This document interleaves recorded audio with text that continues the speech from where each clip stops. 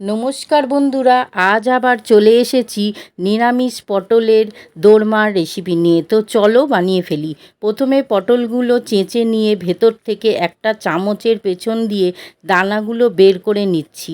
এবার নুন মেখে ভেজে নেব। তারপর দুটো আলু সেদ্ধ করে নিচ্ছি। এদিকে মশলাগুলো করে নিই। প্রথমে হাফ মালা নারকেল গুঁড়ো করে নিলাম। তারপর পটলের দানা আর একটা কাঁচা লঙ্কা বেটে নিলাম। তারপর কিছুটা চীনাবাদাম আর চালমগজ একসাথে বেটে নিলাম একটু জল দিয়ে। এবার কিছুটা কিশমিশ ছোট করে কেটে নিচ্ছি। এবার কড়াইতে অল্প তেল বসিয়ে তাতে নারকেলটা একটু ভেজে তারপর পটলের দানা বাটাটা নেড়ে একটু শুকিয়ে গেলে সেদ্ধ আলুটা দিয়ে ভালো করে সব একসাথে মিশিয়ে কিশমিশটা দিয়ে স্বাদ মতো নুন আর হলুদ দিয়ে ভালো করে কষিয়ে শুকিয়ে নেব। শুকিয়ে গেলে নামিয়ে নেব। নামিয়ে ঠান্ডা হতে দেব। এবার ভেজে রাখা পটলের ভেতর একে একে সবগুলো ভরে নেব।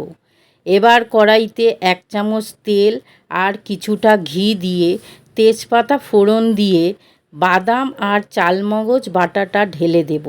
এবার নেড়ে নিয়ে পরিমাণ মতো নুন হলুদ দিয়ে 1 চামচ জিরে গুঁড়ো 1 চামচ লঙ্কা গুঁড়ো অল্প একটু আদা গ্রেট করে দিয়ে ভালো করে কষিয়ে তারপর 1 চামচ চিনি দিয়ে কিছুটা দুধ দিলাম।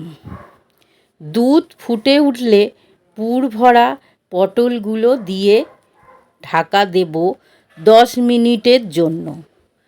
10 মিনিট পর হাফ চামচ গরম মশলা আর সামান্য ঘি দিয়ে ভালো করে মিশিয়ে নিলেই আমাদের দারুণ স্বাদের পটলের দোরমা রেডি।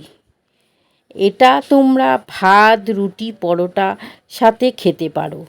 একটা কেটে দেখাচ্ছি কত সুন্দর হয়েছে আর ভেতরটা পুরে ঠাসা, একটাও পটলের পুর বাইরে বেরিয়ে যায়নি। তোমরাও বানিয়ে খাও, আশা করছি ভালো লাগবে।